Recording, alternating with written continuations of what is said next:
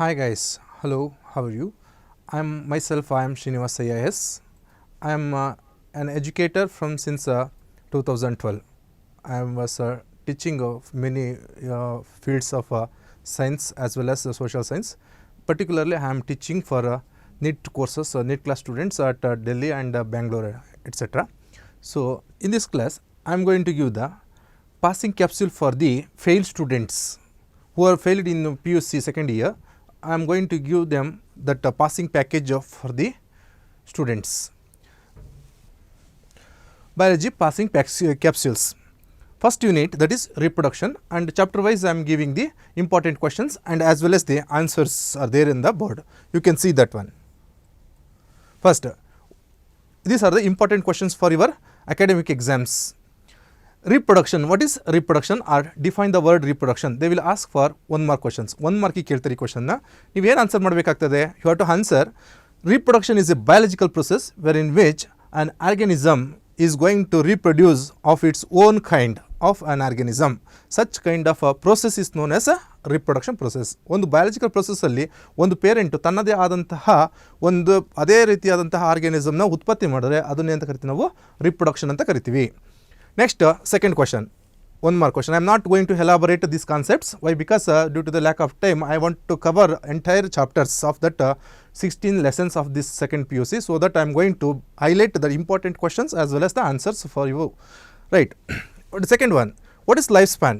Lifespan is it is the time period from birth to natural death of an organism, that is known as lifespan of an organism. ಅಂದರೆ ಒಂದು ಜೀವಿ ಹುಟ್ಟಿದಾಗಿಂದ ಸಾಯತಕ್ಕಂಥ ಇರತಕ್ಕಂಥ time natural death ಆಗಬೇಕು. ಮತ್ತು death can be occur by various means of ways, that is either it may be accidental or may be disease or may be whatever it may be, but the death should be natural.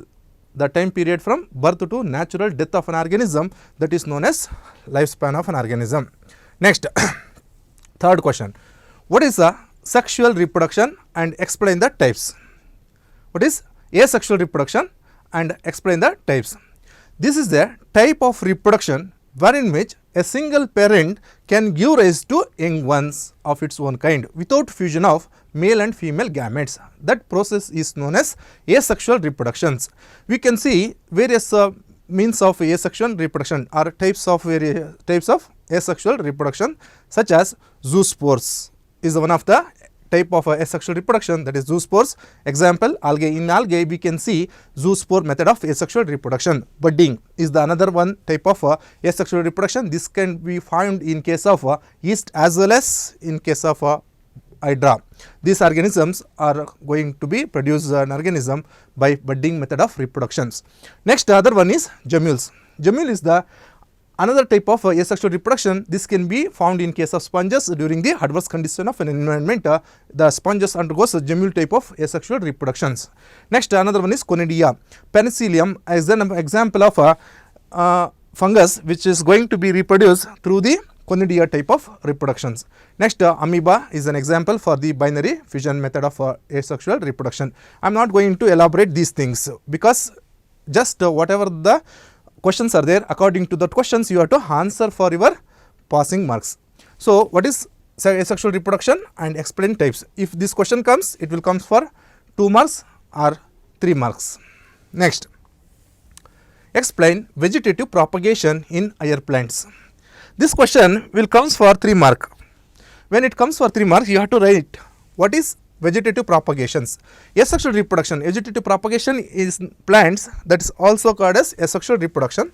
That we already know that asexual reproduction in plants called vegetative propagation, and where the plant detaches and under suitable conditions they develops into a new plants. A part of the plant will detach from the parent part and then it develops into a new plants. That type of reproduction is called as vegetative type of reproduction, and it has the separate structures.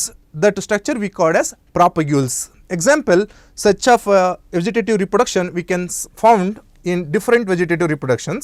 Examples, in ginger is an example for the rhizome structures, vegetative propagules. One of the vegetative propagules, that is rhizome.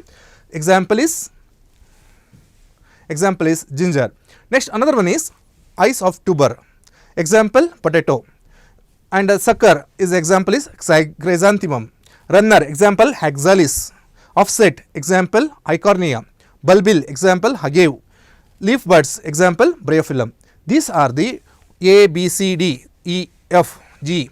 These are the different reproductive structures, vegetative propagules, and example for each type of vegetative propagules. Examples, ginger, it's a rhizome. I am not going to explain what is rhizome, how it is, that will be academic, but for your passing marks, this much is sufficient you have to write. Next, what are clones? It will be asking for 1 mark, a very important question. It will be coming for 1 mark. What are clones? This is a important questions.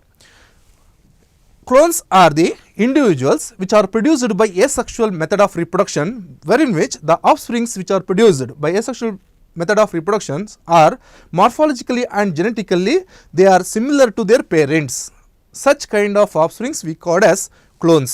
ಅಂದರೆ clones ಅನ್ನೋದು important, 1 ಮಾರ್ಕಿಗೆ ಕೇಳ್ತಾರೆ. ಇದನ್ನು ಏನು ಹೇಳ್ತೀವಿ, ಒಂದು ಪೇರೆಂಟ್ಸಿಂದ ಹೊಸದಾದಂತಹ ಸಂತತಿ ಬಂದಿದ್ದು ತನ್ನ ಮಾರ್ಫಾಲಜಿಕಲಿ ಅಂದರೆ ಹೊರಗಡೆ ನೋಡೋದಕ್ಕೆ ಮತ್ತು ಜೆನೆಟಿಕಲಿ ಅನುವಂಶೀಯವಾಗಿ ತನ್ನ ಪೇರೆಂಟ್ಸನ್ನೇ ಹೋಲ್ತಕ್ಕಂಥ ಪ್ರಾಜಿನಿ ಬಂದರೆ ಅಂಥದನ್ನು ನಾವೇಂತ ಕರಿತೀವಿ, ಕ್ಲೋನ್ಸ್ ಅಂತ ಕರಿತೀವಿ.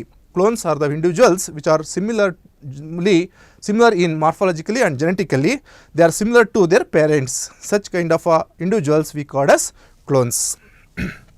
Next, what is sexual reproduction? Mention its phase. This will come for your 3 mark questions. ಇದು 3 ಮಾರ್ಕ್ಸ್ ಕೇಳ್ತಾರೆ, ಇಲ್ಲ 2 ಮಾರ್ಕ್ಸ್ ಕೇಳ್ತಾರೆ. This will be asking for 2 mark or 2 mark or 3 mark. Right. What is sexual reproduction? Sexual reproduction is a method of reproduction, one of the type of reproduction, wherein which meiosis process occurs, formation of the gametes occurs, fusion of the gametes occurs, then zygote formation, individual produced. Such method is known as sexual kind of reproduction. Sexual reproduction is a biparental reproduction in which fusion of male and female gamete takes place. The phases of sexual reproductions are juvenile phase, reproductive phase and senescence phase. And in the next questions we will explain what are juvenile phase, what are reproductive phase and what are senescence phase.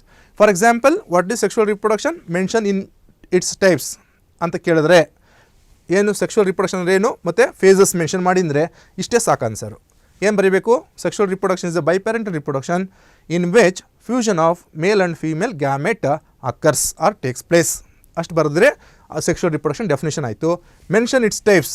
Phases ಅಂದರೆ 3 phases ಬರೀಬೇಕು. ಒಂದು juvenile phase, ಇನ್ನೊಂದು reproductive phase, ಇನ್ನೊಂದು senescent phase. ಈ 3 ಫೇಸಸ್ನ mention ಮಾಡಬೇಕಾಗ್ತದೆ 2 ಮಾರ್ಕಿಗೆ. Next ಅದಾದಮೇಲೆ next what is juvenile phase 1 ಮಾರ್ಕಿಗೆ ಕೇಳ್ತಾರೆ. ಆರ್ ಇಲ್ಲೇನು ಮಾಡ್ತಾರೆ, 3 ಮಾರ್ಕ್ ಕೇಳಿದಾಗ ಎಕ್ಸ್ಪ್ಲೈನ್ ದಿ ಫೇಸಸ್ ಅಂತ ಕೇಳಿಬಿಡ್ತಾರೆ. ಆವಾಗ ಈ 3ನ್ನ ಆ್ಯಡ್ ಮಾಡಬೇಕಾಗ್ತದೆ ಜೊತೆಯಲ್ಲಿ. See what is juvenile phase? The phase starts from birth of an individual until attains the puberty or sexual maturity. ಈ ವರ್ಡ್ಗೆ ನೀವೇನು ಬರೀಬೋದು, ಸೆಕ್ಷುವಲ್ ಮೆಚುರಿಟಿ ಬದಲಿಗೆ you can write the word that is puberty ಅಂತ ಬೇಕಾದ್ರೂ ಬರೀಬೋದು. And that phase we called as juvenile phase. Juvenile phase ಅಂದರೆ it is a phase starts from birth till individuals birth to that it attains the maturity or puberty, onset of puberty. That phase we called as vegetative phase in case of plants and juvenile phase in case of animals. This phase is also called as vegetative phase in plants. Next, another question, what is a reproductive phase? Reproductive phase andre enu? The period of growth and maturity after juvenile phase until attains the end of the menstrual cycle in case of females. That is the period we call as reproductive phase. ಅಂದರೆ ಒಂದು period growth ಆದಮೇಲೆ, maturity ಆದಮೇಲೆ, next maturity ಆದಮೇಲೆ ಅಲ್ಲಿಂದ onset of puberty, ಅಲ್ಲಿಂದ next ಆ ಒಂದು egg gametes production ಮಾಡೋದು ಸ್ಟಾಪ್ ಆಗೋದು ಫೇಸ್ ಏನಿರ್ತದೋ ಅಷ್ಟು ಫೇಸನ್ನು ನಾವೇಂತ ಕರಿತೀವಿ, ರಿಪ್ರೊಡಕ್ಟಿವ್ ಫೇಸ್ ಅಂತ ಕರಿತೀವಿ. Which means that the organism is the time period from the maturity to the stopping of producing its progeny. That time period we called as reproductive phase. ಅದನ್ನು ಸಂತಾನೋತ್ಪತ್ತಿಯ ಕಾಲ ಅಂತ ಕರಿತೀವಿ. Next, what is senescent phase? Senescent phase ಅಂದರೆ after the reproductive phase, next phase is the senescent phase. Once after the production of the gamete is stopped, then there will be a last stage, that is senescent phase. In case of male, the senescent phase cannot be recognized from the formation of stop the formation of gametes, because the formation of the gametes in case of males is continuous, whereas in case of females is stops over around 45 years of age. So senescent phase is the phase that begins from after the reproductive phase to mark until the end of the organism or cycles ends of that senescent phase. This is the senescent phase. Next, write the differences between asexual and sexual reproductions. ಇದನ್ನು ಏನು ಮಾಡ್ತಾರೆ, ನಿಮಗೆ 3 ಮಾರ್ಕಿಗೆ ಕೇಳ್ತಾರೆ. 3 ಮಾರ್ಕ್ಸಿಗೆ ಇಲ್ಲ 2 ಮಾರ್ಕಿಗೆ ಕ್ವಶನಲ್ಲಿ ಕೇಳ್ತಾರೆ. they will ask for 2 mark or 3 mark. Write the difference between asexual reproduction and sexual reproduction. ಎರಡಕ್ಕೂ ವ್ಯತ್ಯಾಸ ಏನು? asexual reproduction, first point you have to write point ವೈಸೇ ಬರೀರಿ ಈ ಥರ. ಫಸ್ಟ್ ಪಾಯಿಂಟ್ ಏನು? This is ಯೂನಿಪ್ಯಾರೆಂಟಲ್.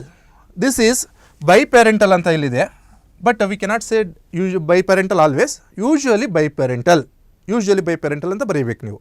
ಯಾಕೆಂತಂದರೆ in case of bisexual plants, for example bisexual flower, one parent can produce progeny by sexual type of reproductions. So that this is biparental. Usually you have to add the word usually biparental. Next, gametes are not produced here. Illi gametes produce agalla, but here gametes are produced. What are the gametes? Male and female gametes are produced. Next, no fertilization. No fertilization. What is fertilization? Fertilization is the fusion of male and female gametes. That process is known as fertilization. Here there is no process of fusion of male and female gamete. Here fertilization takes place.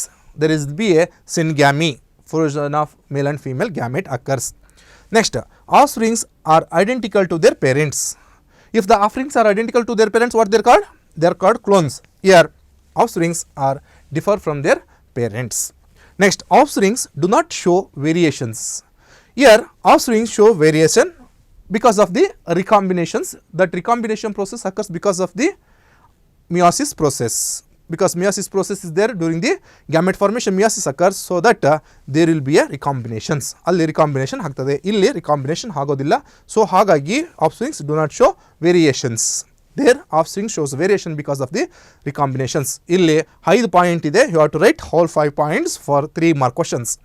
ನೀವು 3 mark question ಬಂದಾಗ ಈ ಪಾಯಿಂಟ್ಸ್ನ ಬರೀಬೇಕಾಗ್ತದೆ. First point difference, important question. This is uniparental, that is usually biparental. Gametes are not produced, their gametes are produced. Here no fertilization, fertilization takes place. Here offsprings are identical to their parents, their offsprings are not identical to their parents. Offsprings do not show variations, offspring shows variation because of the recombination during the process of meiosis while formation of the gametes. These are the differences between the sexual and asexual reproductions. Next, which is better mode of reproduction, sexual or asexual, and why? ಇದು 2 mark important question, 2 ಮಾರ್ಕಿಗೆ ಹೇಳ್ತಾರೆ ಇದನ್ನು. ಈ ಥರ questions ಬಂದರೆ this will comes for 2 mark, 2 ಮಾರ್ಕಿಗೆ ಬರ್ತದೆ. What is better mode of reproduction? Which is the better mode of reproduction? Answer is, ನೀವು ಎಷ್ಟು ಸಿಂಪಲ್ ಬರೀಬೇಕಂದ್ರೆ sexual reproduction is the better mode of reproduction. 1 ಪಾಯಿಂಟ್ಗೆ 1 ಮಾರ್ಕ್ಸ್. ನೆಕ್ಸ್ಟ್ ವೈ ಅಂತ ಇದೆ, ಯಾಕೆ sexual reproduction better mode of reproduction ಅಂತ ಕೇಳ್ತಾರೆ. So ಅವಾಗ ಏನು ಮಾಡಬೇಕಾಗ್ತದೆ, ನೀವು ಅದಕ್ಕೆ ರೀಸನ್ ಕೊಡಬೇಕಾಗ್ತದೆ. ವೈ ಅಂದಾಗ you have to give the reason for that why sexual reproduction is a better mode. Why? Because during the sexual reproduction ಆಗುವಾಗ there will be a genetic variations. Due to the variations the organisms can get a defined variation, different variations, so that it can have the most adaptability in the nature. Survival capacity is more in case of sexual organisms. So that is the way sexual reproduction is better mode of reproductions. Next, second ಅಂದರೆ better mode ಯಾವುದು ಅಂತ ಕೇಳ್ತಾರೆ. Sexual reproduction better mode. ಯಾಕೆಂದರೆ ಅಲ್ಲಿ ಮಿಯಾಸಿಸ್ ಆಗ್ತದೆ, genetic variation ಬರ್ತದೆ. Genetic variation ಬರೋದ್ರಿಂದ ನಮಗೆ ಡಿಫ್ರೆಂಟ್ ವೆರೈಟೀಸ್ ರಿಕಾಂಬಿನೇಷನ್ ಆಗಿ ಡಿಫ್ರೆಂಟ್ ವೆರೈಟೀಸ್ ಬರೋದ್ರಿಂದ ಅವು ಅಲ್ಲಿ ಎನ್ವೈರನ್ಮೆಂಟಲ್ಲಿ ಸರ್ವೈವ್ ಆಗೋದಕ್ಕೆ ಅನುಕೂಲ ಆಗ್ತದೆ. ನೆಕ್ಸ್ಟ್ ಅಡಾಪ್ಟಬಿಲಿಟಿ ಜಾಸ್ತಿ ಇರ್ತದೆ, survival capacities more. Next why is offsprings formed by asexual reproduction refer to as clones. Offspring asexual ರಿಪ್ರೊಡಕ್ಷನಿಂದ ಬಂದಿರ್ತಕ್ಕ ಆಫ್ ಸ್ಪ್ರಿಂಗ್ನ ನಾವು ಕ್ಲೋನ್ಸ್ ಅಂತ ಯಾಕೆ ಕರಿತೀವಿ? Already we know that. Why? Because the offsprings which are obtained from the asexual reproductions are genetically and morphologically similar to their parents, so that they are called as clones or they are referred to as clones. ಅವನ್ನ clones ಅಂತ ಕರಿತೀವಿ. ಅದು 1 ಮಾರ್ಕಿಗೆ ಕೇಳ್ತಾರೆ. Next define external fertilization, mention its disadvantages. External fertilization ಅಂದರೆ ಏನು define ಮಾಡಿ, ಮತ್ತು ಇದ್ರದ್ದು ಡಿಸ್ಅಡ್ವಾಂಟೇಜ್ ಏನಿದೆ ಅಂತ ಹೇಳಿ ಅಂತ ಅಂದ್ಬಿಟ್ಟು 2 ಮಾರ್ಕಿಗೆ ಕೇಳ್ತಾರೆ ಈ ಥರ ಕ್ವಶನ್ನ. What is external fertilization? The fertilization takes place outside the body of the female. ಫರ್ಟಿಲೈಷನ್ನು ಫಿಮೇಲ್ ಬಾಡಿ ಬಿಟ್ಟು ಆಚೆ ಆಗ್ತದನ್ನು ಎಕ್ಸ್ಟರ್ನಲ್ ಫರ್ಟಿಲೈಷನ್ ಅಂತ ಕರಿತೀವಿ. It takes place usually in the water media, especially in case of frogs. You might have seen that during that onset of the rainy seasons, there will be a rain, immediately the frogs start croaking at the night time while raining. Why? Because the male frog is calling the female frog. That is the croaking sound of male frog. That male frog offers the female frog for the breeding purposes. That is the way that cross pollination occurs. Then that pollination that is a male organism, that is a frog. Male frog leaves the sperms into the water. That female organism, that is a frog, leaves the eggs into the water. Then that male gamete, that's a sperm of the frog, and the female gamete of the frog will be meet in the water. Their fertilization takes place within the water media. Well, the define external fertilization and mention it's disadvantage ಅಂತ 3 ಮಾರ್ಕ್ಸಿಗೆ ಕೇಳ್ತಾರೆ, ಇಲ್ಲ 2 ಮಾರ್ಕ್ಸಿಗೆ ಕೇಳ್ತಾರೆ. ಆವಾಗ ಈ ಪಾಯಿಂಟ್ಸ್ನ ನಾನು ಏನು ಹೇಳಿದ್ನಲ್ಲ ಆ ಪಾಯಿಂಟ್ಸ್ನ ಬರೀಬೇಕಾಗ್ತದೆ ನೀವು. ಅಲ್ಲಿ ಫಸ್ಟ್ ಡೆಫಿನೇಷನ್ ಬರೀಬೇಕು ಎಕ್ಸ್ಟರ್ನಲ್ ಫರ್ಟಿಲೈಸೇಷನ್ ಏನಂತ. ನೆಕ್ಸ್ಟ್ ಅದಾದಮೇಲೆ ಈ ಪಾಯಿಂಟ್ಸ್ ಇದ್ದಾವೆ. It is not sure and safe method, it's not a safe method for fertilization, and then gametes may be eaten by predators. Next gametes or offsprings may be destroyed before by the natural disasters ಇಂದ ಅವು gametes ಇರ್ಬೋದು, ಇಲ್ಲ offsprings ಸತ್ತು ಹೋಗ್ಬೋದು. Next animals requires producing large number of ಗ್ಯಾಮೆಟ್ಸ್ನ produce ಮಾಡಬೇಕಾಗ್ತದೆ. Next what is parthenogenesis? Give example. Parthenogenesis ಅಂದರೆ ಏನು ಮತ್ತು ಅದಕ್ಕೆ ಎಕ್ಸಾಂಪಲ್ಸ್ನ ಕೊಡಿ ಅಂತ ಕೇಳ್ತಾರೆ. 2 ಮಾರ್ಕಿಗೆ ಕೇಳ್ತಾರೆ. ಇಲ್ಲ ಅಂದರೆ 1 ಮಾರ್ಕಿಗೆ ಡೈರೆಕ್ಟ್ ಕ್ವಶನ್ ಬರ್ತದೆ, ವಾಟ್ ಈಸ್ ಪಾರ್ಥೆನೋಜೆನೆಸಿಸ್. 1 ಮಾರ್ಕಿಗೆ ಪಾರ್ಥೆನೋಜೆನೆಸಿಸ್ ಅಂದರೆ ಏನು ಅಂತ 1 ಮಾರ್ಕಿಗೆ ಕೇಳ್ತಾರೆ. 2 ಮಾರ್ಕಿಗೆ ಕೇಳಿದಾಗ what is parthenogenesis, give an example ಅಂತ ಕೇಳ್ತಾರೆ. ಅವಾಗ ಏನು ಮಾಡಬೇಕಾಗ್ತದೆ? You have to give the definition. What is parthenogenesis? Parthenogenesis is a mode of sexual reproduction wherein which the young ones developed or produced without fusion of the male gamete. The egg itself reproduces its progeny without fusion of the male gamete. That process is known as the ಪಾರ್ಥೆನೋಜೆನೆಸಿಸ್. ಆ ಪ್ರೋಸೆಸ್ನ ಅಂತ ಕರಿತೀವಿ ನಾವು ಪಾರ್ಥೆನೋಜೆನೆಸಿಸ್ ಅಂತ ಕರಿತೀವಿ. Parthenogenesis ಅಂದರೆ ಒಂದು egg cell male ಗ್ಯಾಮೆಟ್ನ fuse ಆಗ್ದಲೇ ಮರಿನ ಉತ್ಪತ್ತಿ ಮಾಡ್ತಕ್ಕಂಥದ್ದು ಪಾರ್ಥೆನೋಜೆನೆಸಿಸ್. ಎಕ್ಸಾಂಪಲ್ ಯಾವುದು? Example honey bees, rotifers, turkey birds are the examples for the parthenogenesis. ನಿಮಗೆ 2 ಮಾರ್ಕಿಗೆ ಕೇಳಿದಾಗ ಎಕ್ಸಾಂಪಲ್ಸ್ ಕೇಳ್ತಾರೆ, 1 ಮಾರ್ಕಿಗೆ ಕೇಳಿದ್ರೆ ಬರೀ ಡೆಫಿನೇಷನ್ ಮಾತ್ರ ಕೇಳ್ತಾರೆ. Next what are hermaphrodites? What are hermaphrodites? Important question, 1 ಮಾರ್ಕಿಗೆ ಕೇಳೋ ಚಾನ್ಸಸ್ ಇರುತ್ತೆ. What are hermaphrodites? ಹರ್ಮೋಫ್ರೊಡೈಟ್ಸ್ ಅಂದರೆ ಏನು? Hermaphrodites are the organisms, they possess both male and female sex organs within the one individual. ಒಂದೇ ಒಂದು ಆರ್ಗ್ಯಾನಿಸಮಲ್ಲಿ both male ಮತ್ತು female sex organs ಎರಡೂ ಒಂದೇ ಆರ್ಗ್ಯಾನಿಸಮಲ್ಲಿ ಇದ್ದರೆ ಅಂಥವನ್ನ ಅಂತ ಕರಿತೀವಿ ನಾವು ಹರ್ಮೋಫ್ರೊಡೈಟ್ಸ್ ಅಂತ ಕರಿತೀವಿ. They are also known as bisexual organisms. ಅವನ್ನ ಬೈಸೆಕ್ಷುವಲ್ ಆರ್ಗ್ಯಾನಿಸಮ್ಸ್ ಅಂತಲೂ ಕೂಡ ಕರಿತೀವಿ. Next important question, what is ಸಿನ್ಗ್ಯಾಮಿ? ಸಿನ್ಗ್ಯಾಮಿ ಅಂತ ಕೇಳ್ತಾರೆ, ಅಥವಾ ಸಿನ್ಗ್ಯಾಮಿ ಇಲ್ಲ ಅಂದರೆ ಅದರ್ ವರ್ಡ್ ಇರ್ತದೆ. ಏನು other word? The other word is fertilisation. Other word ಏನು? ಫರ್ಟಿಲೈಜೇಷನ್ ಅಂತ ಇರುತ್ತೆ. ಸಿನ್ಗ್ಯಾಮಿ, ವಾಟ್ ಈಸ್ ಸಿನ್ಗ್ಯಾಮಿ ಅಂತ ಇರ್ತದೆ. ಇಲ್ಲಾಂದರೆ ವಾಟ್ ಈಸ್ ಫರ್ಟಿಲೈಜೇಷನ್ ಅಂತ ಕೇಳ್ತಾರೆ. Syngamy, syn means fusion, synchronisation, fusion. Gamy means gametes, fusion of gametes. Which gametes? Male and female gamete fusion. The process of fusion of male and female gamete is known as syngamy. ಯಾವ ಎರಡು, ಒಂದು ಮೇಲು ಇನ್ನೊಂದು female gametes fuse ಆಗೋದನ್ನು ಸಿನ್ಗ್ಯಾಮಿ ಅಂತ ಕರಿತೀವಿ ಅಥವಾ ಫರ್ಟಿಲೇಷನ್ ಅಂತಲೂ ಕೂಡ ಕರಿತೀವಿ. Next, what are staminate and pistillate flowers? ನಿಮಗೆ ಒಂದೊಂದು ಮಾರ್ಕಿಗೆ ಕೇಳ್ತಾರೆ ಇಂಡಿವಿಜುವಲ್ ಆಗಿ. ವಾಟ್ ಆರ್ ಸ್ಟ್ಯಾಮಿನೇಟ್ ಫ್ಲವರ್ ಅಂತ ಕೇಳ್ತಾರೆ, ಇಲ್ಲಾಂದರೆ ವಾಟ್ ಆರ್ ಫಿಸ್ಟುಲೇಟ್ ಫ್ಲವರ್ ಅಂತ ಕೇಳ್ತಾರೆ. ಇಲ್ಲ ಎರಡೂ write the difference between staminate flower and pistillate flowers ಅಂತ ಕೇಳ್ತಾರೆ. ಇಲ್ಲಾಂದರೆ 2 ಮಾರ್ಕಿಗೆ what are staminate and pistillate flower, ಈ ಥರ ಕ್ವಶನ್ಸ್ ಮಾಡ್ತಾರೆ. ವಾಟ್ ಆರ್ ಸ್ಟ್ಯಾಮಿನೇಟ್ ಫ್ಲವರ್ ಅಥವಾ ಫಿಸ್ಟುಲೇಟ್ ಫ್ಲವರ್ ಅಂದರೆ ಏನು? The staminate flowers are the unisexual male flower. Unisexual male flower ಅಂದರೆ ಏನಾಗ್ತದೆ ಇಲ್ಲಿ? The flower bears only anthers along with other floral parts. There is no gynoecium. Such flowers are called as staminate flower. Staminate flower ಅಂತಂದರೆ ಒಂದು ಫ್ಲವರಲ್ಲಿ ಅಂಡ್ರೀಷಿಯಮ್ ಮಾತ್ರ ಇರ್ತದೆ, stamens ಮಾತ್ರ ಇರ್ತವೆ, gynoecium ಇರೋದಿಲ್ಲ. ಅಂಥ ಫ್ಲವರ್ನ ಏನಂತ ಕರಿತೀವಿ? ಸ್ಟ್ಯಾಮಿನೇಟ್ ಫ್ಲವರ್ ಅಂತ ಕರಿತೀವಿ. ಪಿಸ್ಟುಲೇಟ್ ಫ್ಲವರ್ ಅಂದರೆ it is also unisexual flower, but in this case of pistillate flower there will be presence of only pistil andre gynecium, that's a female reproductive structure of the flower that is present. That is type of flower is known as unisexual flower, that is pistillate flower. Only female sex organ, that is pistil, is present or gynecium is present. Such flower is known as pistillate flower along with other floral parts. ಬೇರೆ ಎಲ್ಲ ಇರ್ತವೆ, sepals ಇರುತ್ತೆ, ಕರೋಲ ಇರುತ್ತೆ, stamens ಮಾತ್ರ ಇರ್ತದೆ. ಅಂಥವನ್ನ ನಾವೇಂತ ಕರಿತೀವಿ? ಸ್ಟ್ಯಾಮಿನೇಟ್ ಅಂತ ಕರಿತೀವಿ. ಸೆಪಲ್ಸ್ ಇರುತ್ತೆ, ಕರೋಲ ಇರ್ತದೆ, ದಟ್ ಈಸ್ ಪೆಟಲ್ಸ್ ಇರ್ತದೆ, ದೆನ್ ಗೈನೀಷಿಯಮ್ ಇರ್ತದೆ. ಅಂಥ ಫ್ಲವರ್ನ ಪಿಸ್ಟುಲೇಟ್ ಫ್ಲವರ್ ಅಂತ ಕರಿತೀವಿ. Next, write differences between internal fertilisation and external fertilisations. ಆಗಲೇ ನೋಡಿದ್ವಿ ಎಕ್ಸ್ಟರ್ನಲ್ ಫರ್ಟಿಲೇಷನ್ ಅಂದರೆ ಏನು ಅಂತ. ಈಗ ಇಂಟರ್ನಲ್ ಫರ್ಟಿಲೇಷನ್ ಅದಕ್ಕೂ ಡಿಫ್ರೆನ್ಸಸ್ ಇಂಪಾರ್ಟೆಂಟ್ ಕ್ವಶನ್ ಇದು. ಇಲ್ಲಿ ನಿಮಗೆ 3 ಮಾರ್ಕ್ಸಿಗೆ ಕೇಳ್ತಾರೆ, 3 ಮಾರ್ಕ್ಸಲ್ಲಿ ಕೇಳ್ತಾರೆ. ಇದನ್ನ ಎರಡೂ ಡಿಫ್ರೆನ್ಸಸ್ ಬರೀ ಕೇಳ್ತಾರೆ. ಇಲ್ಲಿ ಅಂತ ಕೇಳ್ತಾರೆ, ಡಿಫ್ರೆನ್ಸಸ್ ಅನ್ನೋ ವರ್ಡಿಗೆ ಬದಲು ಬೇರೆ ವರ್ಡ್ನ ಯೂಸ್ ಮಾಡ್ತಾರೆ, ಡಿಸ್ಟಿಂಗ್ವಿಷ್ ಅಂತೆಲ್ಲ ಕೂಡ ಹೇಳ್ತಾರೆ. ಎರಡೂ ಒಂದೇ same meaning. What are the write the ಅಥವಾ ನಿಮಗೆ ರೈಟ್ ಡಿಫ್ರೆನ್ಸ್ ಅಂತ ಬದಲಿಗೆ distinguish between the internal and external fertilisation ಅಂತ ಕೇಳ್ಬಿಡ್ತಾರೆ. So then the time you have to answer internal fertilisation. We know that internal fertilization means the fertilization process occurs inside the body of the organism. ಒಂದು organism body ಒಳಗಡೆ ಇನ್ಸೈಡಲ್ಲಿ ಫರ್ಟಿಲೇಷನ್ ಆಗಿದ್ರೆ ಅದನ್ನ ಎಂತ ಕರಿತೀವಿ? Internal fertilisation ಅಂತ ಕರಿತೀವಿ. ಔಟ್ಸೈಡ್ ದ ಬಾಡಿ ಆದರೆ that is external fertilisation. Next, special copulatory organs are presents in case of internal fertilisations. Internal fertilisation ಏನಾಗ್ತದೆ? There will be a special copulatory organ will be present. What are the special copulatory organ?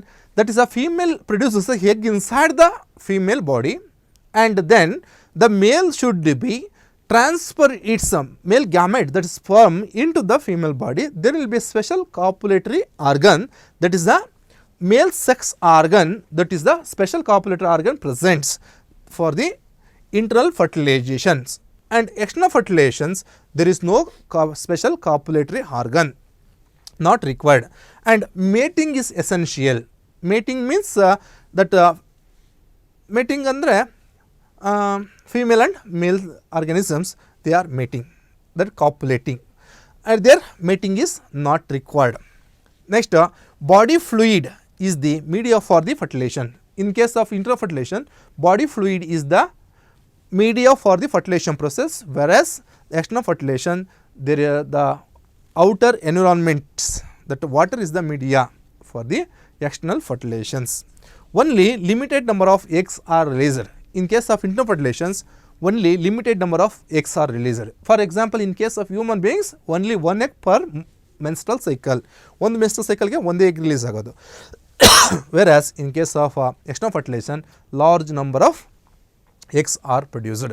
These are the differences between internal fertilization and external fertilization. Next, explain the structure of the mature anther. ಒಂದು mature ಆಂಥರ್ನ ಸ್ಟ್ರಕ್ಚರ್ನ ಬರೆಯೋದಕ್ಕೆ ಕೇಳ್ತಾರೆ. ಇದನ್ನು 5 ಮಾರ್ಕಿಗೆ ಕೇಳ್ತಾರೆ. They will asking for 5 mark questions. This is for 5 mark question. 5 ಮಾರ್ಕಿಗೆ ಕೇಳ್ತಾರೆ. C, stamens R the male reproductive units of the flower. That we all know that anther produces the stamens. Stamens produces the anthers. Within the anther there will be a pollen grains, and pollen grain possesses the male gamete. This is the male anther, and that stamen is composed of you might have seen that one.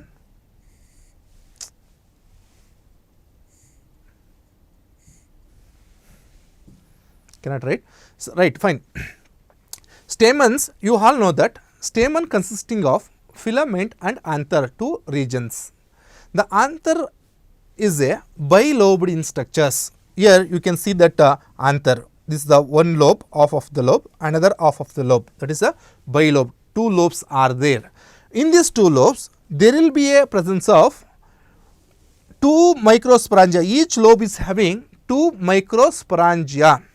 Here one microsporangia, here one microsporangia, here one microsporangia, here one microsporangia. There are total 4 microsporangia are present in each anther. When we take this cross section of this anther, when you take the TS, transverse section of the anther, it shows the following structure. It shows the following structures. The outermost layer of the microsporangia, outermost layer is known as epidermis, epidermal cells, outermost layer. Inner to that epidermis, there will be a endothecium. Inner to the epidermis, there will be a endothecium layer, and inside to that endothecium layer, there will be presence of 2 to 3 middle layers, 2 to 3 middle layers, and inside to the middle layers, there will be one more layer, important layer, very important layer, that is tapetum. That is a tapetum layer, and next to the tapetum, there will be a mass of tissue that made up of cells. These cells are called as microspore mother cells. Microspore mother cells. These microspore mother cells produces the pollen grains. They produces the pollen grains. Microspore mother cells produces the pollen grain. ನಿಮ್ಗೆ ಇಲ್ಲಿ ಒಂದು mark question ಕೇಳಿದಾಗ ಇದ್ರ ಮೇಲೆ question ಮಾಡ್ತಾರೆ. Microspore mother cell ಆಪ್ಲಾಯ್ಡಾ ಡಿಪ್ಲಾಯ್ಡಾ ಅಂತ. That is diploid cell. And what is the function of the tapetum ಅಂತ ಕೇಳ್ತಾರೆ. That is nutritive in functions. Nutritive for the developing pollen grains from the microspore mother cell. This is the structure of the or TS of the mature anther. ನೀವೇನು ಬರೀಬೇಕಾಗ್ತದೆ? Anther, stamens are the male reproductive unit of the flower. Stamens are the male reproductive unit of the flower, and each stamen is composed of anther and filament, that we already know that. And each anther has 2 lobes. This is the one lobe and this is the another lobe. Each anther is having 2 lobes. Each anther is having 2 lobes, and each lobe is having 2 microsporangia. So that bilobed tetromicrosporangia. Tetromicrosporangia, 4 microsporangia irutte, 2 lobes irutte. When we take the TS of this anther, transverse section tagadre antherdu, it shows the outermost layer, that is epidermis. Next to that epidermis, there will be a endothecium. Next to the endothecium, there will be a 2 to 3 middle layers. Next to that middle layers, there will be a one of the layer, that is the tapetum layer. And next to the tapetum, there will be a microspore mother cells. These microspore mother cells produces the male gamete containing cell, that is pollen grains. Pollen grains are produced from the microspore mother cell. This is the structure of the TS of matured anther. That answer is there here. You can read out and then write in the exam. This will be for 5 more questions. Next, name the tallest flower. ಯಾವುದು tallest flower ಅಂತ ಹೇಳ್ಬೇಕಾಗ್ತದೆ, example ಕೊಡಬೇಕಾಗ್ತದೆ, ಹೆಸರು ಬೀಳಬೇಕಾಗ್ತದೆ. That is amorphophallus. Amorphophallus is the tallest flower. It grows about 6 feet height. ಇದು 6 ಅಡಿ ಉದ್ದ ಬೆಳೀತಂಥ flower. 6 feet height amorphophallus. Next, describe the structure of angiosperm ovule with neat label diagram. Important. ಇದನ್ನು 5 ಮಾರ್ಕ್ ಕ್ವಶನ್ಸ್, ಇದು 5 ಮಾರ್ಕಿಗೆ ಕೇಳ್ತಾರೆ. Important question. Describe the structure of angiosperm ovule with a neat label diagram. ಒಂದು neat label ಡಯಾಗ್ರಾಮ್ನಲ್ಲಿ angiosperm ಸ್ಟ್ರಕ್ಚರ್ನ ಬರೆಯಕ್ಕೆ ಕೇಳ್ತಾರೆ. Important question ಇದು. The structure consisting of the ovule is a anatropous ovule. This is a anatropous ovule, and the commonly called megasporangium. This is the megasporangium.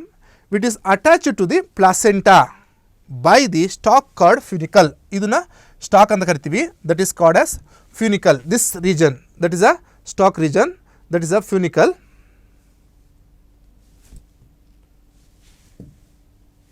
Funicle, it is attached to the placenta. ನಮಗೆ placenta ಅಂತ ಗೊತ್ತಿದೆ, arrangement of ovules within the ovary that we call as placenta. ಹೇಗೆ arrange ಆಗಿರ್ತದೆ placenta ಅಂತಂದರೆ ಯಾವ ಓವ್ಯೂಲ್ಸು ಆ ovary ಒಳಗಡೆ ಹೇಗೆ ಅಟ್ಯಾಚ್ ಆಗಿರ್ತೋ ಅದನ್ನು ಪ್ಲಾಸೆಂಟಾ ಅಂತ ಕರಿತೀವಿ. ಈ ಫ್ಯೂನಿಕಲ್ ಅಂತಂದ್ರೆ ಏನು?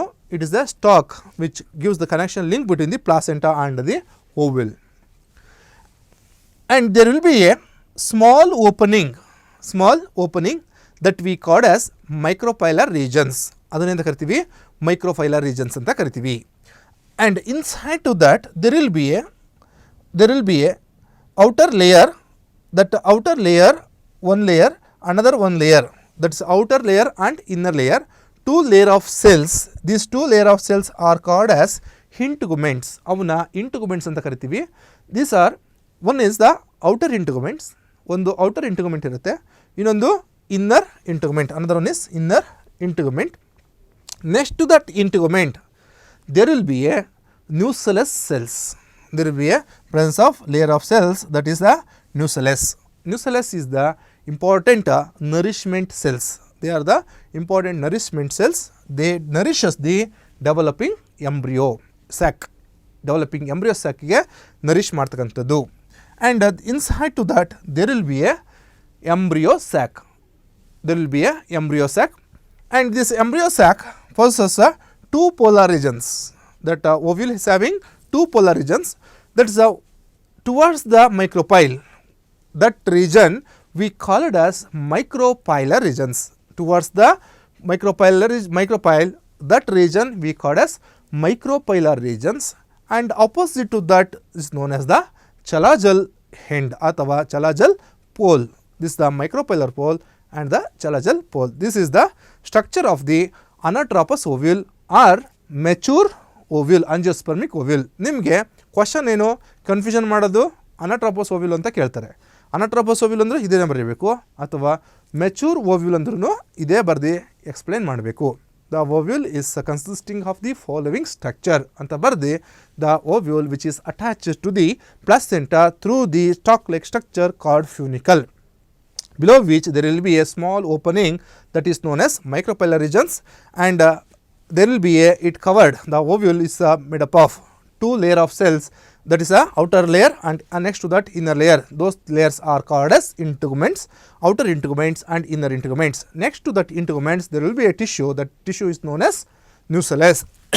Next to that nucellus there will be a embryo sac. This nucellus is nourishes the embryo sac during the development of the female gamete. During the female gamete development, that nucellus cells nourishes the gametophyte, that is a female embryo sac. This is about the structure of the anatropous ovule. Next, with a neat label diagram explain the structure of 7-celled 8-nucleated nature of female gametophyte. ಇಲ್ಲಿ ನಾವು ಇಲ್ಲೇ ಬರೀಬೇಕಾಗ್ತದೆ. ಅವಾಗ ಇಷ್ಟು ತನಕ ovules ನೋಡಿದ್ವಿ, ಇಲ್ಲಿ ಇಷ್ಟು complete ovule ಸ್ಟ್ರಕ್ಚರ್ನ ನೋಡಿದ್ವಿ. ನೆಕ್ಸ್ಟ್ ಕ್ವಶನಲ್ಲಿ ಏನು ಕೇಳ್ತಾರೆ? ಇದ್ರ ಸ್ಟ್ರಕ್ಚರ್ ಅಷ್ಟೇ ಕೇಳ್ತಾರೆ. ಅವಳು ಕೂಡ 5 ಮಾರ್ಕ್ ಕೇಳ್ತಾರೆ, ಇಲ್ಲ 3 ಮಾರ್ಕಿಗೆ ಕೇಳ್ತಾರೆ, 3 ಮಾರ್ಕ್ ಆರ್ 5 ಮಾರ್ಕ್. ಇಲ್ಲಿ 5 ಮಾರ್ಕ್ ಅಥವಾ 3 ಮಾರ್ಕ್ ಕೇಳಲಿ, then that time you have to answer. Embryo sac, the mature embryo sacs shows the following structures. There will be a 2 regions, one is micropylar end, ಅನ್ನೋದು one is the chalazal end. ಒಂದು micropylar end ಇರುತ್ತೆ, ಒಂದು chalazal end ಇರುತ್ತೆ. In the micropylar end, suppose this the micropylar end. ಈ micropylar end ಅಂತಂತಂದರೆ ಆ micropylar ಎಂಡಲ್ಲಿ ಏನಿರ್ತದೆ? There will be a 3 cells. ಈ 3 cells ಇರ್ತವೆ. There will be a 3 cells. 2 are called as synergids. ಎರಡನ್ನು ಸಿನರ್ಜಿಡ್ಸ್ ಅಂತ ಕರಿತೀವಿ. 2 are synergids and 1 egg cell. There will be presence of 1 egg cells and 2 synergids.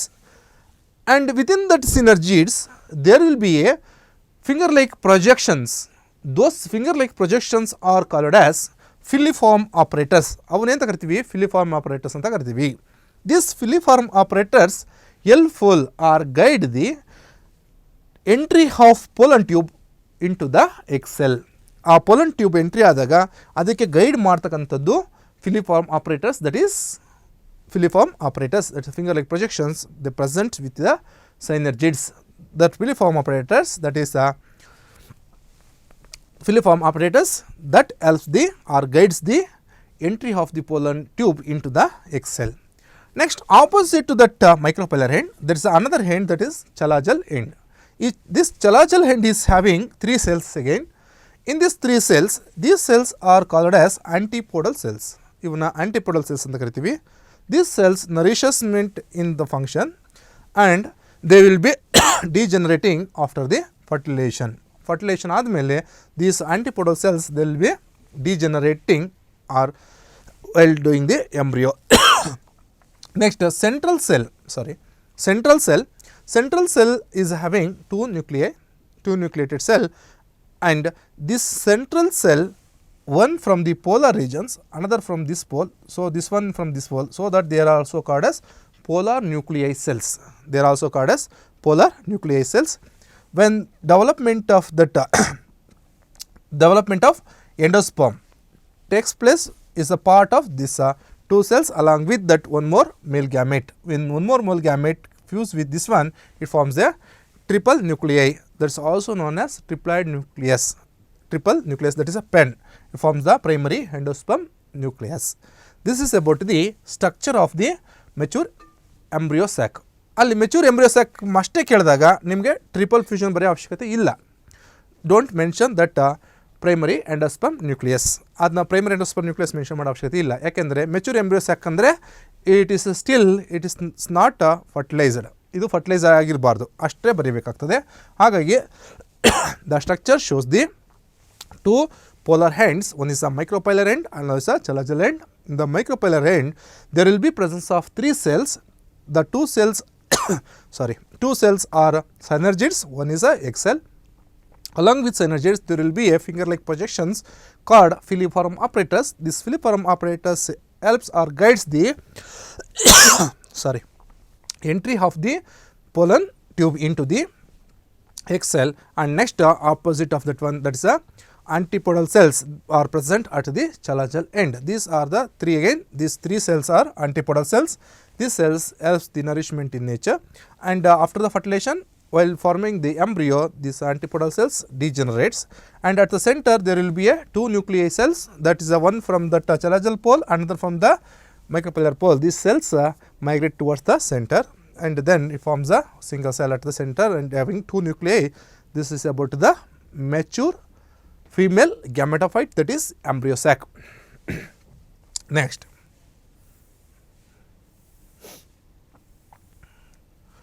explain the structure of the pollen grain with neat label diagram. 3 mark ಕೇಳ್ತಾರೆ, important question. Explain the structure of the pollen grain with neat label diagram. You have to draw this diagram, and one more thing, wherever the diagrams comes, you have to label properly. If labeling are not there, then it will be gaining 0 marks. ಅದು 0 marks ಆಗಿಬಿಡುತ್ತೆ, marks ಕೊಡೋದಿಲ್ಲ. ಹಾಗಾಗಿ you have to label the diagrams always. ಬಯಾಲಜಿನಲ್ಲಿ ಎಲ್ಲ ಡಯಾಗ್ರಾಮ್ಸ್ನು label ಮಾಡೇ ಬರೀಬೇಕು, ಇಲ್ಲಾಂದರೆ ನೀವು ಎಷ್ಟೇ ಚೆನ್ನಾಗಿ ಡಯಾಗ್ರಾಮ್ ಬರೆದಿರೋ 0 ಮಾರ್ಕ್ ಅಲಾಟ್ಮೆಂಟ್ ಆಗ್ತದೆ. ಸೊ ಹಾಗಾಗಿ you have to label the structure of the pollen grain. The pollen grain shows the following structures ಅಂತ ಬರೀ ಸ್ಟಾರ್ಟ್ ಮಾಡಿ. ಏನು structures? The pollen grain is a minute spherical or multicellars, it's not a spherical exactly, it's a different shapes. It has many shapes in structures, and it has 2 layers. It has 2 layers, outer layer exine and inner layer intine. Outer layer na ಏನಂತ ಕರಿತೀವಿ? exine ಅಂತ ಕರಿತೀವಿ. Inner layer we call as intine. Inner layer is known as intine and outer layer is known as exine. Outer layer exine is made up of a chemical substance, that is sporopollenin. Sporopollenin chemical substance ಇಂದ ಆಗಿರುತ್ತೆ. It is a hard chemical substance. It gives the hardness to that pollen grain structure, and it is not easily degraded. So it is helpful for the saving the pollen grains for longer period of time. ಆ longer period of ಟೈಮ್ಗೆ save ಮಾಡೋದಕ್ಕೆ, ಗಟ್ಟಿ ಆಗೋದಕ್ಕೆ, hard ಆಗಿರೋದಕ್ಕೆ sporopollenin chemical ಪಿಗ್ಮೆಂಟೇ ಕಾರಣ. Chemical substance ಕಾರಣ, not pigment. Chemical substance is the now. And inner layer is made up of two different chemicals. One is cellulose and one is a pectin. So that pectocellulosic compound is present in the inner layer. It is a smooth layer. It is a smooth layer, and within that there will be presence of two types of cells. There will be presence of two types of cells. One is larger cell, another is smaller cell. The larger cell is known as vegetative cell. A larger cell anta karitivi vegetative cell anta karitivi, and that smaller cell is known as generative cell. Larger cell na vegetative cell anta karitivi, smaller cell na generative cell anta karitivi. This is the, and inside that there will be a presence of, again, cytoplasm is mandatory to all the cells. So like that structure of the pollen grain will be. ಈ pollen grain structure ಈ ರೀತಿ ಇರುತ್ತೆ. ಏನು important pollen grain ಸ್ಟ್ರಕ್ಚರಿಗೆ ಬಂದಾಗ, pollen grain ಸ್ಟ್ರಕ್ಚರಿಗೆ ಬಂದರೆ important points ಏನೇ ಬರೀಬೇಕು? The pollen grains are having different shapes. Usually spherical. Different shape ಇರುತ್ತೆ, but usually spherical. And next, it is made up of two different layer of cells, two different layers. Outer layer exine and inner layer intine. Outer layer exine ಇರುತ್ತೆ, inner layer intine ಇರುತ್ತೆ. ಅದ್ರ ಒಳಗಡೆ ಬಂದರೆ that before that outer layer exine is made up of a chemical substance that is sporopollenin. Sporopollenin anta ಒಂದು chemical substance ಇರುತ್ತೆ, ಅದರಿಂದ outer layer made ಆಗಿರ್ತದೆ. Inner layer cellulose ಮತ್ತು ಪೆಕ್ಟಿನ್ ಇಂದ ಆಗಿರ್ತದೆ. Next to that, inside there will be a presence of two cells. ಅದರೊಳಗಡೆ ಎರಡು cells ಇರುತ್ತೆ, ಒಂದು ವೆಜಿಟೇಟಿವ್ ಸೆಲ್ಲು, ಇನ್ನೊಂದು ಜನರೇಟಿವ್ ಸೆಲ್ಲು. ಇದು ವೆಜಿಟೇಟಿವ್ ಸೆಲ್ ಏನು ಮಾಡುತ್ತೆ? ಪೋಲನ್ ಟ್ಯೂಬ್ ಡೆವಲಪ್ಮೆಂಟ್ ಮಾಡುತ್ತೆ. ಜನರೇಟಿವ್ ಸೆಲ್ ಏನು ಮಾಡುತ್ತೆ? ಫಸ್ಟ್ ಒಂದು ಮೈಟೋಸಿಸ್ ಆಗಿ ಎರಡು ಸೆಲ್ ಮಾಡಿ ಎರಡು ಮೇಲ್ ಗ್ಯಾಮೆಟ್ಸ್ನ ಪ್ರೊಡ್ಯೂಸ್ ಮಾಡುತ್ತೆ. This is the structure of the pollen grain. Next, define pollination. Important word for 1 mark. ನಿಮಗೆ ಈ ಪಾಲಿನೇಷನ್ ಮೇಲೆ ಬಂದಾಗ 1 ಮಾರ್ಕಿಗೆ ಕೇಳ್ತಾರೆ. ಇಲ್ಲ ಅಂತಂದರೆ ಈ ಪಾಲಿನೇಷನ್ನೇ 3 ಮಾರ್ಕಲ್ಲಿ ಕೂಡ ಹಾಕ್ಬಿಡ್ತಾರೆ. ಸೊ ಹಾಗಾಗಿ you have to remember all the types of pollinations. ಈ ಎಲ್ಲ ಟೈಪ್ಸ್ ಆಫ್ ಪಾಲಿನೇಷನ್ ಕೂಡ ನೋಡ್ಕೋಬೇಕಾಗ್ತದೆ. Pollination, first one pollination. Pollination ಅಂದರೆ ಏನು? What is pollination? Pollination is the process of transfer of pollen grain from anther to the stigma of the flower. That is the known as the pollination. Pollination ಅಂದರೆ ಒಂದು ಫ್ಲವರಲ್ಲಿ pollen ಗ್ರೈನು ಆಂಥರಿಂದ stigma ಮೇಲ್ಕೆ ಹೋಗಿ ಕೂರೋದನ್ನು ನಾವೇಂತ ಕರಿತೀವಿ? Pollination process ಅಂತ ಕರಿತೀವಿ. Here different types of pollination we ಯಾವ. What are the different types of pollination ಅಂತ ಕೇಳ್ತಾರೆ. ನಿಮ್ಮ ಕ್ವಶನ್ ಏನು ಮಾಡ್ತಾರೆ? 1 ಮಾರ್ಕ್ ಕೇಳಿದಾಗ ಪಾಲಿನೇಷನ್ ಅಷ್ಟೇ ಕೇಳ್ತಾರೆ. ನಿಮಗೆ 3 ಮಾರ್ಕಿಗೆ ಕೇಳಿದಾಗ ಇದನ್ನೇ ಕ್ವಶನ್ 3 ಮಾರ್ಕ್ ಮಾಡಿದಾಗ explain or define pollination and mention the types of pollination ಅಂತ ಕೇಳ್ತಾರೆ. ಇಲ್ಲಾಂದರೆ explain the different types of pollination ಅಂತ ಕೇಳ್ತಾರೆ. So that you have to remember all the types of pollinations. First one type of pollination, that is, first broadly pollination we have classified into 2 different types. One is self pollination, another is a cross pollination. Self pollination anta karitivi, innonduna cross pollination anta karitivi. Self pollination ಗೆ ಬಂದಾಗ again we have 2 types of self pollination. One is autogamy. Self pollination ಅಂದರೆ autogamy, cross pollination ಅಂದರೆ allogamy. ಆ autogamy-ನಲ್ಲಿ again we have 2 types. One is chasmogamy, another one is clistogamy. ಕ್ಯಾಸ್ಮೋಗ್ಯಾಮಿ ಅಥವಾ ಚಸ್ಮೋಗ್ಯಾಮಿ ಅಂತ ಕರಿತೀವಿ. ಚಸ್ಮೋಗ್ಯಾಮಿ ಅನ್ನೋದು is ಕ್ಲಿಸ್ಟೋಗ್ಯಾಮಿ. ಚಸ್ಮೋಗ್ಯಾಮಿ ಅನ್ನೋದು ಕ್ಲಿಸ್ಟೋಗ್ಯಾಮಿ. ಆಟೋಗ್ಯಾಮಿ ಅಂದ್ರೇನು? ಇಲ್ಲಿ ಡೆಫಿನೇಷನ್ ತಪ್ಪಿದೆ, wrong definition is there. Autogamy is a process of transfer of pollen grain from anther to the stigma of the flower is called autogamy ಅಂತ ಇದೆ. It's a wrong. It's a self pollination ಅಂತ ಇದೆ. It's not like that. Self pollination ಅಂದರೆ the pollination.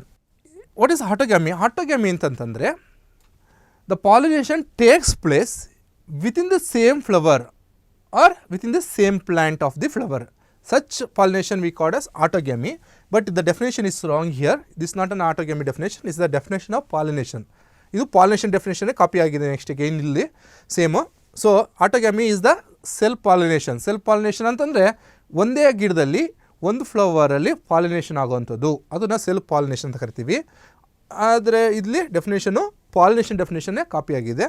Look at that pollination type other one. Next, what is gatonogamy. Before coming to that gatonogamy, we have to see that chasmogamy and cleistogamy. Chasmogamy is the one wherein which the flower takes place, it is a type of self-pollination. Chasmogamy is a type of self-pollination. In case of bisexual flower, what happens? The flower is open and that anther and filaments, anther and the stigma are close to each other. So, self-pollination takes place. Such type of pollination is called as chasmogamy, and cleistogamy is the another one type of pollination. Again, it is also self-pollination, in which the flower is not opened, it is closed always, and one time it is closed always, and it may be open after the fertilization. Fertilization ಆದಮೇಲೆ open ಆಗಬಹುದು, but closed, that flower is closed flower, and within the flower, closed flower, there will be a male and female sex organs are present. That is, anther and that stigma are present within the closed flower. The self pollination takes place. Such kind of pollination is called as cleistogamous, cleistogamy, and such flowers are called as cleistogamous flowers. Examples are important here: viola, then another is a oxalis, another is a camelina. These are the examples of the cleistogamous flowers. Next, come to that xenogamy. That xenogamy is the one, is a cross pollinations. This is a allogamy, and another is a gatonogamy. Gatonogamy is also cross pollination. What is the cross pollination? The pollination takes place between the anther and the stigma, but flower, when come to the flower of the different one flower to the other flower within the same plant, ಒಂದೇ plant ಅಲ್ಲಿ ಇದ್ದು, ಇದೊಂದು plant ಇದೆ, ಇದರಲ್ಲಿ ಇಲ್ಲೊಂದು flower ಇದೆ, ಇಲ್ಲೊಂದು flower ಇದೆ, ಈ ಫ್ಲವರ್ ಇಂದ ಈ ಫ್ಲವರ್ಗೆ ಪಾಲಿನೇಷನ್ ಆಗೋದು. Such kind of pollination is called as geitonogamy ಅಂತದನ್ನ ಏನು ಕರಿತೀವಿ? ಗೈಟೊನೋಗ್ಯಾಮಿ ಅಂತ ಕರಿತೀವಿ. ಝೀನೋಗ್ಯಾಮಿಲಿ ಏನಾಗ್ತದೆ? ಝೀನೋಗ್ಯಾಮಿ ಅಂದರೆ there will be a same species of two different plants. ಈ ಎರಡು ಪ್ಲಾಂಟ್ಸಲ್ಲಿ ಇಲ್ಲಿಂದ ಫ್ಲವರ್ ಇಲ್ಲಿ ಇರ್ತಕ್ಕಂಥದ್ದು ಆಂಥರಿಂದ ಪೋಲಂಗ್ರೇನ್ ರಿಲೀಸ್ ಆದರೆ ಈ ಫ್ಲವರ್ಗೆಲ್ಲಿ ಹೋಗಿ ಕೂರುವಂಥದ್ದು. The cross pollination takes place between the two different plants of two different flowers of the same species, that is known as the xenogamy. That is also called as allogamy. ಅದನ್ನು allogamy ಅಥವಾ xenogamy ಅಂತಲೂ ಕೂಡ ಕರಿತೀವಿ. That is a xenogamy. These are the important types of pollination. This is very important. You have to remember these concepts for your 1 mark questions or 3 mark questions. ಇವು ಎಲ್ಲ ಸೇರಿದ್ರೆ 3 ಮಾರ್ಕಿಗೆ ಹಾಕ್ತಾರೆ. ಒಂದೊಂದೇ ಕೇಳಿದ್ರೆ ಇಂಡಿವಿಜುವಲ್ ಕ್ವಶನ್ ಕೇಳಿದ್ರೆ 1 ಮಾರ್ಕಿಗೆ ಕೊಡ್ತಾರೆ. ವಾಟ್ ಇಸ್ ಪಾಲಿನೇಷನ್ ಅಂತ ಗೊತ್ತಿರಬೇಕು. ಟೈಪ್ಸ್ ಆಫ್ ಪಾಲಿನೇಷನ್, ಸೆಲ್ಫು ಮತ್ತು ಕ್ರಾಸು. ಸೆಲ್ಫಲ್ಲಿ again 2, chasmogamy and cleistogamy, and ಕ್ರಾಸಲ್ಲಿ 2, that is geitonogamy and xenogamy. Geitonogamy is not pure cross pollination, but that xenogamy is a completely, it's a different plants. Xenogamy ಏನಾಗ್ತದೆ? ಒಂದೇ plant ಇರುತ್ತೆ but different flowers ಆಗುತ್ತೆ. ಚಾಸ್ಮೋಗ್ಯಾಮಿ ಅಂದರೆ ಒಂದೇ ಪ್ಲಾಂಟಲ್ಲಿ ಒಂದೇ ಫ್ಲವರಲ್ಲಿ bisexual flower, ಅದರಲ್ಲಿ ಏನಾಗ್ತದೆ? ಪಾಲಿನೇಷನ್ ಆಗ್ತದೆ. ಅದು ಬಟ್ ಫ್ಲವರ್ ಓಪನ್ ಇರ್ತದೆ, ಅದು ಚಾಸ್ಮೋಗ್ಯಾಮಿ. ಕ್ಲಿಸ್ಟೋಗ್ಯಾಮಿಲಿ ಏನಾಗ್ತದೆ? ಬೈಸೆಕ್ಷುವಲ್ ಫ್ಲವರ್ ಕ್ಲೋಸ್ ಇರುತ್ತೆ, male sex organ female sex organ ಎರಡು ಒಂದೇ ಫ್ಲವರ್ ಇರುತ್ತೆ, ಕ್ಲೋಸ್ ಆಗಿರ್ತದೆ, ಪಾಲಿನೇಷನ್ ಆಗ್ತದೆ. So that self pollination again it's a cleistogamy. These are the different types of pollinations. Next, mention the characters of wind pollinated plants with examples. Wind pollinated plants ಅದಕ್ಕೆ ಎಕ್ಸಾಂಪಲ್ಸ್ನ mention ಮಾಡಿ ಅಂತ ಕೇಳ್ತಾರೆ. ಇದನ್ನು 3 ಮಾರ್ಕಿಗೆ ಕೇಳ್ತಾರೆ, 3 marks ಕೇಳ್ತಾರೆ. ಏನದು wind pollinated ಫ್ಲವರ್ಸಲ್ಲಿ ಏನು characters ಇರಬೇಕು? First character, flowers are very minute. Wind ಪಾಲಿನೇಟಲ್ಲಿ ಆಗಬೇಕು ಅಂದರೆ flower should be smaller flowers and pollen range size should be lesser in size. When that smaller size it can be carry wind ಅಂತಂದರೆ ಗಾಳಿಲಿ ಹೋಗ್ಬೇಕು ಅಂದರೆ it should be carry from long distance. So that should be a minute flower. Next one, flowers not highly coloured. Flower need not necessary to colour ಏನು ಬೇಕು? The brightness of the colour is required for the insect pollinations. Here colour is not required. And next one, flowers do not emit scent. Here scent is not required. Scent is required for the attraction of the insects. Here insects are not involved in the pollination process. Wind is the agent which means to for the pollination process, so that need not necessary to produce the or emit the scent. Next, flower produces large number of pollen grains. Here flowers should produce large number of pollen grains. Why? Because there will be chance of that landing the pollen grains on the stigma is less, so that it requires huge number of pollen grains. The stigma is larger in size. Why? Because stigma if larger, then the easily that pollen grain can be landed on the stigma. Then pollen grains are with the lightweight and are non-sticky. This is very important point of that one. Pollen grains should be non-sticky and lighter in weight. Pollen grains ಏನಾಗಿರಬೇಕು non-sticky ಆಗಿರಬೇಕು, ಅಂಟಂಟಾಗಿರಬಾರ್ದು, ಮತ್ತು light weight ಇರಬೇಕು. It should be lighter in weight and it should be non-sticky. Next question is, mention the characteristics of wind pollinated plants with examples. ಅಲ್ಲಿ ನೀವು ಏನು ಮಾಡಬೇಕಾಗ್ತದೆ, wind pollinate ಅಂತಂದ್ರೇನು, ಏರಲ್ಲಿ pollinate ಆಗುವಂಥದ್ದು, ಅದಕ್ಕೆ ಎಕ್ಸಾಂಪಲ್ಸ್ ಕೂಡ ನೋಡಬೇಕಾಗ್ತದೆ. ಇಲ್ಲಿ first point, the flower should be minute and flowers need not necessary to bright in colour and flowers need not necessary to emit the scent and flowers should be produce large number of pollen grains, and the next stigma should be a large in size, that we already discussed, and next pollen grains are with the light weight and are non-sticky. This is an important point. Why? Because that if it is a larger size and the more stickiness, then larger size it cannot be transferred through the wind, and if it is sticky there will be a chance of adhering somewhere else rather than that of the landing on the stigma. Next point, that is the flower do not secrete nectar, not necessary to secrete the nectar. These are the important points or characteristic features of the flowers should are pollinating with the wind. Examples, grasses, cereals. These are the examples. Next, other one, write the characteristics of insects pollinated plants. ಅದೇ ರೀತಿ insect pollinated insect pollinated ಪ್ಲಾಂಟ್ಸಲ್ಲಿ characters ಯಾವ ಥರ ಇರಬೇಕು. Here opposite of that one, flowers ಅಲ್ಲಿ smaller size, here the flowers should be larger in size. The flower should produce the scent to attract the insects. The flower should produce the fragrance. The flower should show the bright color. The petal should be bright in colored. Next, the flower should produce the nectar for the attracting insects. So that these are the colors. And next, the another one, the pollen grain should be stickiness. Lighter weight is okay, but stickiness should be there. Why? Because when the insect come inside the flower, the body of that insect should attach with that pollen grains. When the pollen grain touch the pollen grain, then immediately the pollen grain should attach on the body of the insects, so that it should be sticky. These are the important characteristic features of the insect pollinated plants. Example, Amorphophallus ecca. Example of the insect pollinated plants. ಅಂದ್ರೇನು, flower ದೊಡ್ಡದಿರಬೇಕು, large ಇರಬೇಕು, colour bright colour ಇರಬೇಕು, scent release ಮಾಡಬೇಕು, then nectar ಇರಬೇಕು, large number of pollen grains, ಅದು ಬದಲಿಗೆ ಕಮ್ಮಿ pollen grains ಇದ್ರೂ ನಡೀತದೆ. Then pollen grains should be stickiness. These are the characteristic features of the insect pollinated flowers. Next, these concepts we will discuss in the next session.